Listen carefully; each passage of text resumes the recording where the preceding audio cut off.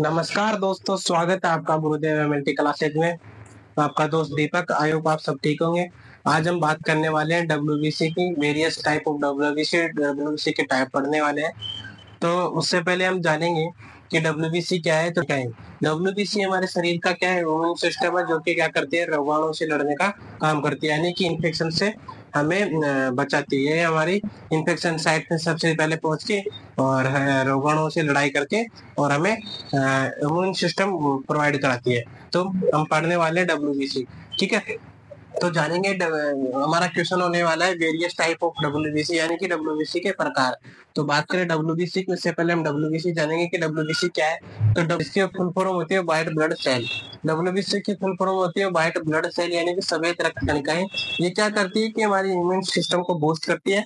और इसकी जो डब्ल्यूबीसी की नॉर्मल रेंज होती है, वो होती है हमारे 4000 से 11000 पर mm पर क्यूब होती है। डब्ल्यूबीसी की नॉर्मल रेंज 4000 से 11000 mm पर क्यूब होती है। डब्ल्यूबीसी का सेकंड नेम क्या होता है? ल्यूकोसाइट्स होता है। डब्ल्यूबीसी का सेकंड नेम क्या है? ल्यूकोसाइट्स। डब्ल्यूबीसी को हम ल्यूकोसाइट्स भी बोल सकते हैं। अगर हमारी बॉडी में डब्ल्यूबीसी हाई हो,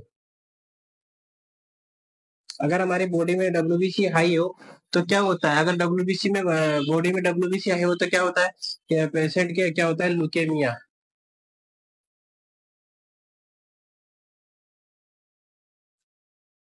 ल्यूकेमिया और इन्फेक्शन। अगर हमारी बॉडी में डब्ल्यूबीसी हाई हो तो ल्यूकेमिया और इन्फेक्शन। और अगर डब्ल्यूबीसी लो हो, अगर बॉडी में डब्ल्यूबीसी लो हो तो क्या होता है? Bone marrow disorder.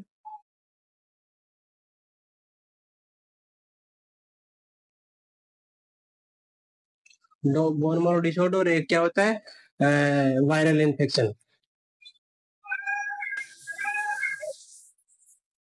ठीक है, अगर डब्ल्यूबीसी लो हो तो बोन मैरो डिजीज और वायरल इन्फेक्शन, अगर हाई हो तो ल्यूकेमिया इन्फेक्शन। तो आपको डब्ल्यूबीसी के बारे में पता लगा होगा कि डब्ल्यूबीसी क्या है। डब्ल्यूबीसी व्हाइट ब्लड सेल्स है, इसका दूसरा नाम लोकोसाइट्स भी बोल सकते हैं। तो ये हमारे इम्यून सिस्टम से लड़ती है, हमें इम्यून सिस्टम प्रोवाइड कराती है। नॉर्मल रेंज हमारी डब्ल्यूबीसी की 4000 से 11000 mm पर क्यूब होती है।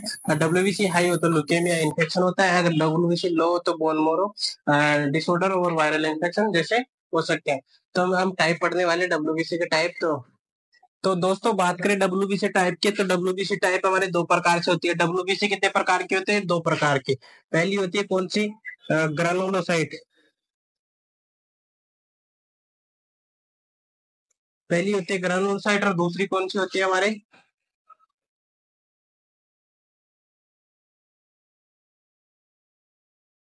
पहली होती है ग्रानुलोसाइट और दूसरी होती है एग्रानुलोसाइट। ग्रानुलोसाइट की बात करें तो इसके क्या होते हैं? साइटोप्लाज्म में। ग्रानुलोस की बात करें तो इसके क्या होते हैं? साइटोप्लाज्म में। साइटोप्लाज्म में क्या होते हैं? ग्रानुल्स होते हैं। साइटोप्लाज्म में क्या होते हैं? ग्रेन्यूल्स होते हैं। और ग्रेन्युलोसाइट में क्या होते हैं? साइटोप्लाज्म में साइटोप्लाज्म में ग्रेन्यूल्स नहीं होते हैं। नहीं होते हैं। ग्रेन्युलोसाइट में क्या होते हैं? साइटोप्लाज्म में ग्रेन्यूल्स होते हैं। और ग्रेन्युलोसाइट में क्या होते हैं? साइटोप्लाज्म में ग्रेन्यूल्स नहीं होते हैं। अब अगर ग्रेन्यूल इसको हम स्टेन करके देखें, ग्रेन्युलोसाइट को अगर हम स्टेन करके देखें,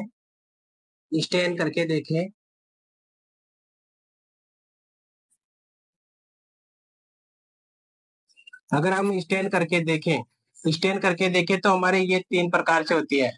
तीन प्रकार की होती है ग्रेनुलोसाइट। कौन कौन सी? न्यूट्रोफिल,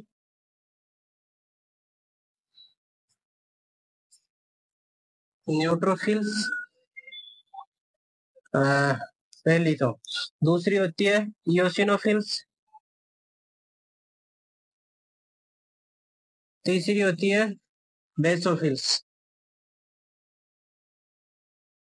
ठीक है, अगर हम ग्रेनुलोसाइट को स्टेन करके देखें तो तीन प्रकार की होती है। पहली होती है ग्रेनुलोसाइट, दूसरी होती है एसिनोफिल, और तीसरी होती है बेसोफिल। उसी प्रकार हम अगर इसको स्टेन करके देखें, अगर हम ग्रेनुलोसाइट को एक ग्रेनुलोसाइट को अगर स्टेन करके देखें तो ये दो प्रकार की होती है, लिम्फोसाइट और दूसरी होती है मोनोसाइट।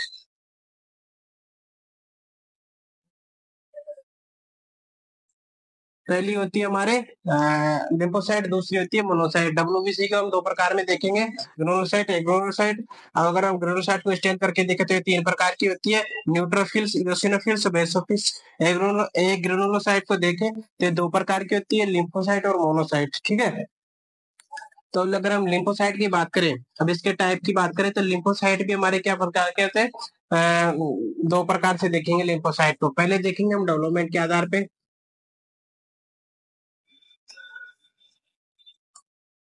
अगर लिम्फोसाइट को देखें तो पहले देखेंगे डेवलपमेंट के आधार पे।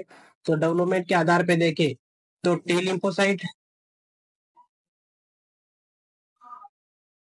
और बी लिम्फोसाइट।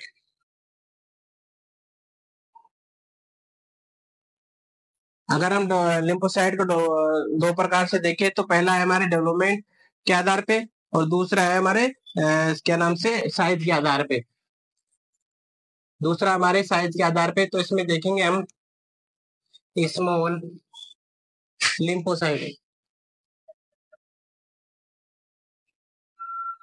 स्मॉल लिम्फोसाइट, और दूसरा है लार्ज लिम्फोसाइट।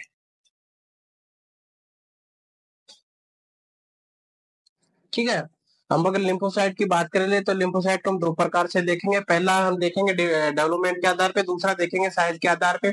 जिसमें क्या होता है, डेवलपमेंट के आधार पे देखें तो इसमें टी लिम्फोसाइट होता है, जिसमें बी लिम्फोसाइट होता है। ठीक है, और साइज के आधार पे देखें तो इसमें लिम्फोसाइट होता है, लार्ज लिम्फोसाइट होता है। हम इनको टी सेल और बी सेल भी बोल सकते हैं, हम इनको टी सेल और बी सेल भी बोल सकते हैं। ठीक है, हम इनको टी सेल और बी सेल भी बोल सकते हैं।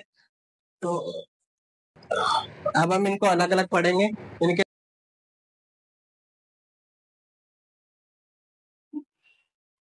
अब इनके हम न्यूट्रोफिल्स, इओसिनोफिल्स, बेसोफिल्स, लिम्फोसाइट और मोनोसाइट के बारे में जानेंगे कि इनका क्या कार्य है और ये हमारी बॉडी में कितनी मात्रा में होते हैं। तो न्यूट्रोफिल की बात करें तो न्यूट्रोफिल्स पहला है न्यूट्रोफिल्स। न्यूट्रोफिल्स की बात करें तो हमारी बॉडी में कितना होता है, 60 से 70% होता है। न्यूट्रोफिल्स की बात करें तो हमारी बॉडी में कितना होता है, ये 60 से 70% होता है। न्यूट्रोफिल्स का कार्य क्या है, बैक्टीरिया और फंगस से लड़ना। न्यूट्रोफिल्स हमारी बॉडी में 60 से 70% होते हैं और इसका कार्य क्या है, न्यूट्रोफिल्स का क्या कार्य क्या है, बैक्टीरिया और फंगस से लड़ना। और इसकी खास बात क्या है, न्यूट्रोफिल्स की खास बात यह है कि ये हमारी इन्फेक्शन, जो इन्फेक्शन साइट होती है उस पर सबसे पहले पहुंचते हैं। न्यूट्रोफिल्स क्या करते हैं, इन्फेक्शन साइट पे सबसे पहले पहुंचते हैं, सबसे पहले पहुंचते हैं।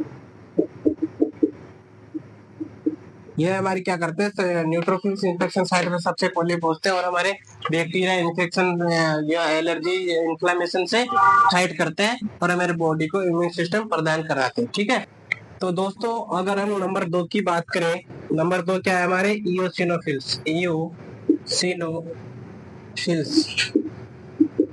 इओसिनोफिल्स की बात करें तो हमारी बॉडी में कितना होता है, इओसिनोफिल्स होता है हमारी बॉडी में 2 से 4%। इओसिनोफिल हमारी बॉडी में कितना होता है, 2 से 4%। अगर इसके कार्य की बात करें, इओसिनोफिल के कार्य की बात करें तो ये क्या करता है, पैरासाइट और एलर्जी रिएक्शन से लड़ता है। इओसिनोफिल क्या करता है, पैरासाइट और एलर्जी रिएक्शन से लड़ता है। इओसिनोफिल 2 लोब वाला न्यूक्लियस होता है, इओसिनोफिल्स क्या होता है, 2 लोब वाला न्यूक्लियोफिल्स होता है।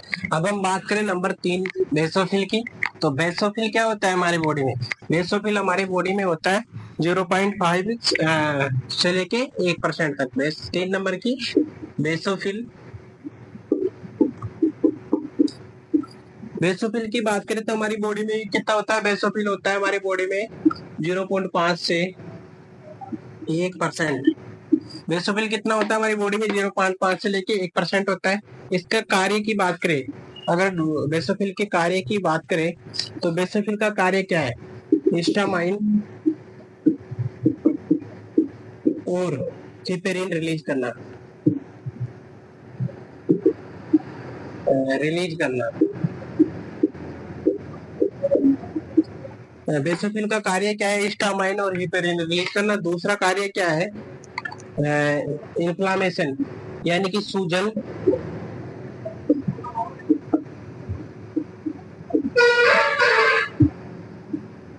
और एलर्जी रिएक्शन से लड़ना।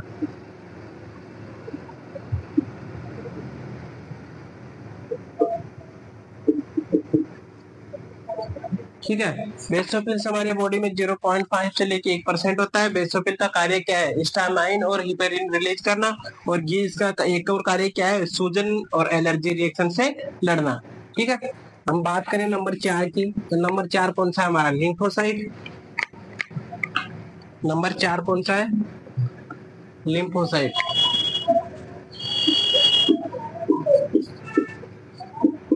लिम्फोसाइट की बात करें तो हमारी बॉडी में कितना होता है? लिम्फोसाइट हमारी बॉडी में कितना होता है? 20 से 25%। लिम्फोसाइट हमारी बॉडी में कितना होता है? 20 से 25%। लिम्फोसाइट को हम दो प्रकार से देखेंगे, बी सेल और दूसरा देखेंगे हम टी सेल। ये क्या करता है? बी सेल क्या करता है? एंटीबॉडी बनाता है। बी सेल हमारे क्या करता है? एंटीबॉडी बनाता है। बी सेल हमारे क्या करता है? एंटीबॉडी बनाता है। और टी सेल क्या करता है? इन्फेक्शन। टी सेल क्या करता है हमारे? टी सेल करता है इन्फेक्शन और सॉरी इन्फेक्शन को नष्ट करता है। लिम्फोसाइट की बात करें, नंबर 4 लिम्फोसाइट की बात करें तो हमारी बॉडी में 20 से 25% होता है। ये लिम्फोसाइट दो प्रकार से देखेंगे हम, बी सेल और टी सेल। बी सेल की बात करें तो बी सेल क्या करता है? ये हमारी बॉडी शरीर में एंटीबॉडी बनाता है। और टी सेल की बात करें तो टी सेल क्या करता है? हमारी इन्फेक्शन साइट को नष्ट करता है। अब अगर लिम्फोसाइट के कार्य की बात करें, अगर लिम्फोसाइट के कार्य की बात करें तो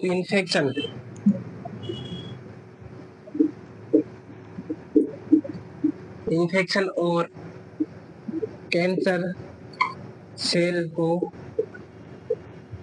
नष्ट करता है या लड़ता है? कैंसर सेल को नष्ट करता है, कैंसर सेल से लड़ता है। ठीक है। तो ये समझ में आएगा। लिम्फोसाइट समझ में आया होगा। लिम्फोसाइट 20 से 25% होता है। हम इसको दो प्रकार से देखेंगे, बी सेल जो कि हमारे शरीर में क्या करता है? एंटीबॉडी बनाता है। और हम देखेंगे टी सेल। टी सेल क्या करता है? इन्फेक्शन को नष्ट करता है। और इसका लिम्फोसाइट का कार्य क्या है? इन्फेक्शन और कैंसर साइट पे लड़ता है, कैंसर सेल से लड़ता है। ठीक है। पांचवा हमारा मोनोसाइट। नंबर 5 पे है हमारा मोनोसाइट। मोनोसाइट होता है हमारी बॉडी में 3 से 8%। मोनोसाइट की बात करें तो हमारी बॉडी में कितना होता है? मोनोसाइट 3 से 8% होता है। इसके कार्य, अगर मोनोसाइट के कार्य की बात करें तो क्या करते हैं? हमारी बॉडी में जो बड़े बैक्टीरिया होते हैं,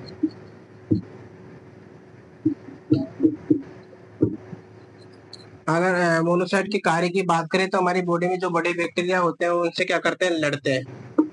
बड़े बैक्टीरिया से लड़ते हैं। और ये मोनोसाइट हमारे क्या होता है? ब्लड में होता है। मोनोसाइट हमारे ब्लड में होता है, जो क्या करता है? मोनोफेज बनाता है। मोनोसाइट हमारी बॉडी में 3 से 8% होता है। मोनोसाइट का कार्य क्या है? बैक्टीरिया, बड़े बैक्टीरिया से लड़ता है। मोनोसाइट्स का कार्य क्या है? बड़े बैक्टीरिया से लड़ता है। और मोनोसाइट क्या हमारे ब्लड में होता है, जो मोनोफेज बनाता है। ठीक है। आई होप आपको डब्ल्यूबीसी के टाइप्स समझ में आए होंगे। अगर आपको वीडियो अच्छा लगा तो प्लीज लाइक करें, शेयर करें और सब्सक्राइब करें। अगर आप मेडिकल स्टूडेंट, नर्सिंग स्टूडेंट हो तो ये वीडियो आपके लिए बहुत महत्वपूर्ण होने वाला है। ठीक है। तो अपने दोस्तों को भी भेजिए।